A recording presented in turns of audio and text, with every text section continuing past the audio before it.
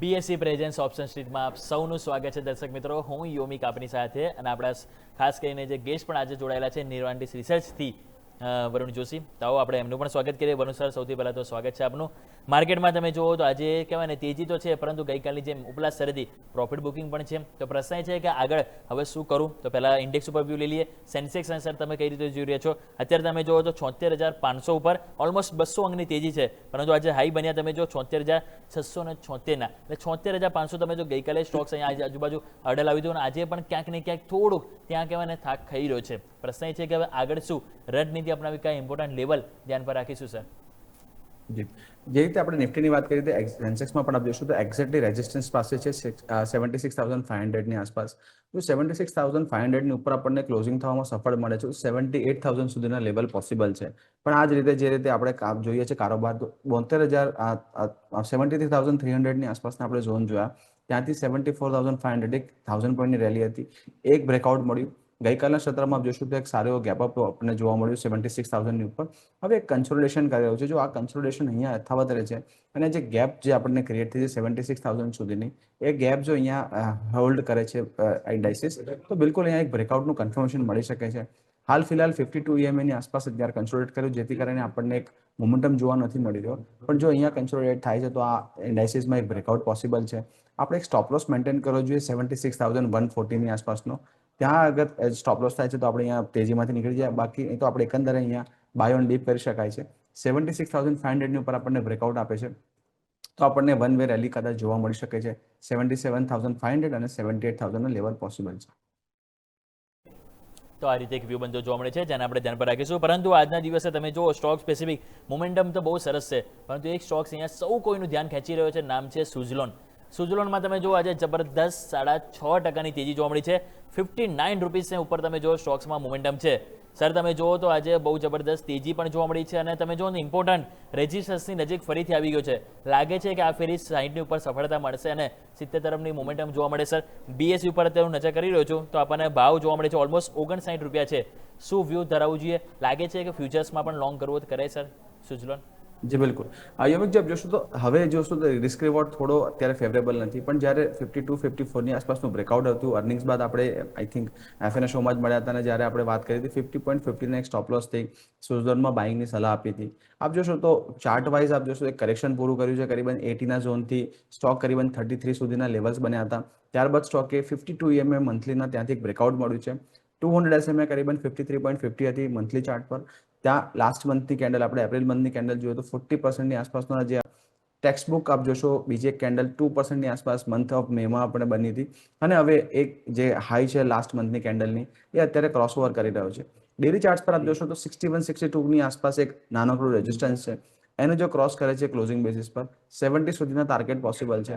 બિલકુલ અત્યારે આપ જોયું તો એકવાર આપ થોડો કન્સોલિડેટ થાય, આજે 6%ની અરાઉન્ડ છે. જો થોડો કન્સોલિડેશન થાય એક બેન્ડમાં હોય તો સુઝલોનમાં આપણે બાય કરી શકાય. હવે આપણે ટ્રેલિંગ સ્ટોપ લોસ 52ની આસપાસનો રાખીશું.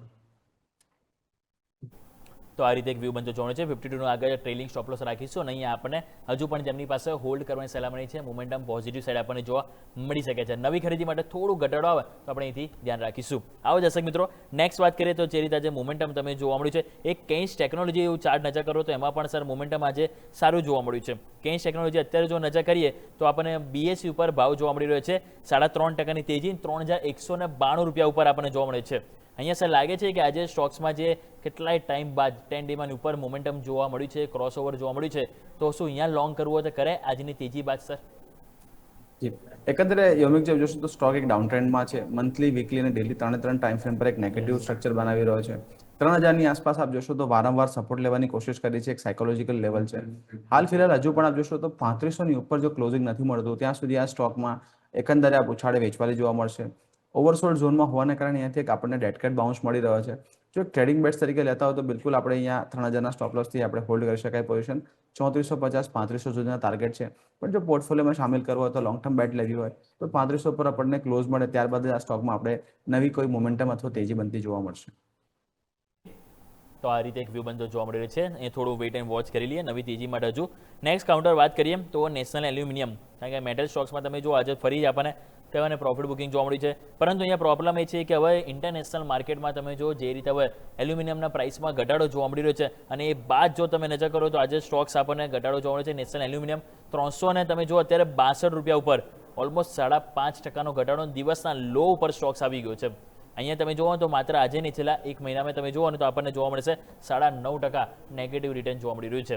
તો સર નેશનલ એલ્યુમિનિયમ 3 દિવસની તેજી બાદ આજે ફરીથી ઘટાડો શરૂઆત થઈ ગયો છે, તો શું આમાં શોર્ટ કરવાની કોઈ સલાહ રહેશે સર?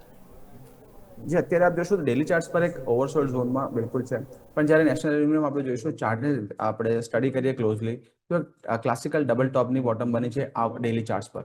ડેલી ચાર્ટ આપ જોશો તો 27 એપ્રિલના આસપાસ 445ની આસપાસના હાઈ બન્યા હતા અને ફરી વખત આપ જોજો તો 3 જૂનની આસપાસ 442ની આસપાસના હાઈ બન્યા હતા અને જે બેઝ હતો 390નો એક ગેપ ડાઉન ગઈકાલની આપણે જોઈશું તો માફ કરજો 8th જૂનની કેન્ડલ છે, ગેપ ડાઉન ઓપન સાથે ઓપન થયું હતું અને એક આપણે ટાઇટ કન્સોલિડેશન બાદ આજે એક નવી કેન્ડલ બની છે. બિલકુલ શોર્ટ કરી શકાય છે આવલી ટાઈમ ફ્રેમ પર.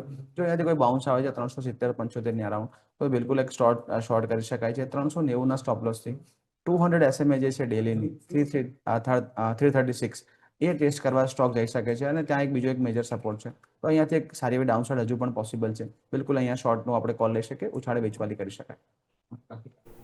આ રીતે એક વ્યૂ બંધો જોવા મળે છે જેને આપણે ધ્યાન પર જરૂરથી રાખીશું. એનર્જી કાઉન્ટરમાં આજે પણ આપણે બે સ્ટોક્સ વાત કરી લઈએ સર, પ્રીમિયર એનર્જી અને વારી એનર્જીસ. અહીંયા પણ તમે જો આજે આપણને ઘટાડો જોવા મળ્યો છે.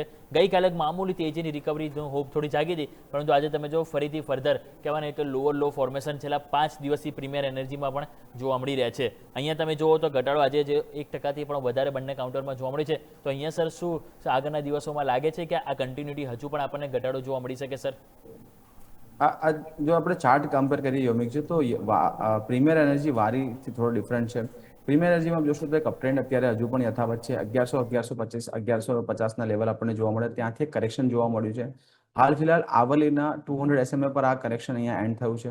હવે અહીંયા જો 1050-1055ની ઉપર આપણને ક્લોઝિંગ આપવામાં સફળતા મળે છે અને ડેલી ચાર્ટ્સ પર આપ જોશો 24 EMA ને રિટેસ્ટ કરવા આવ્યો છે. તો આ મોમેન્ટમ સ્ટોકમાં 24 EMA જો રિટેસ્ટ કરવા આવે તો એક would be a very good buying opportunity. તો અહીંયા ધ્યાન આપવું જોઈએ. જો આજના ક્લોઝિંગ 1050-55ની ઉપર આવે છે તો અહીંયા એક બાઇંગ ઓપોર્ચ્યુનિટી આપણે ગણવી જોઈએ અને 1020ના સ્ટોપ લોસ ત્યાં સ્ટોકમાં બન્યા રહેવું જોઈએ. ઓન ધ અધર હેન્ડ વારી એનર્જીસની આપણે વાત કરીએ તો એક સ્ટોક કન્સોલિડેશનમાં છે. એક મોટા અપમૂવ બાદ અહીંયા એક મોટું કરેક્શન આવ્યું છે. 2950ની અરાઉન્ડ એક સપોર્ટ છે. ઉપરમાં આપ જોશો તો 3150-3150ની આસપાસ એક રેઝિસ્ટન્સ છે. 200 SMA પણ 3100ની આસપાસ જ કોઇન્સાઇડ કરી રહી છે. તો અહીંયા વારી એનર્જીની જે અત્યારે પ્રાઇસ એક્શન છે થોડી નેગેટિવ લાગી રહી છે. 2950 નીચે જાય છે તો અહીંયા એક મોટું બ્રેકડાઉન થઈ શકે છે અને 2600 સુધીના લેવલ આવી શકે છે. On the other hand premium energies આપ જોશો તો આના 200 SMA છે 970 એની ઉપર કારોબાર કરી રહ્યો છે. તો વારી અને પ્રીમિયરને આપણે કમ્પેર કરીએ તો પ્રીમિયરનો ચાર્ટ ઘણો પોઝિટિવ દેખાય છે અને પ્રીમિયરમાં બાય ઓન ડીપ કરવું જોઈએ. વારીમાં 3100 સુધી ઉપરનો ક્લોઝ ના આવે ત્યાં સુધી આપણે વેટ કરવું જોઈએ. તો જેમ સર કીધું પ્રમાણે થોડું વેટ એન્ડ વોચ કરવાની સલાહ આપી છે. વારીમાં પ્રીમિયરમાં હજી પણ એક ઘટાડો પોસિબલ જોવા મળી રહ્યો છે. તો દર્શક મિત્રો, આ આપણે ખાસ વાતચીત કરી આપણી ખાસ રજૂઆત BSE પ્રેઝન્સ ઓપ્શન સ્ટ્રીટ પર.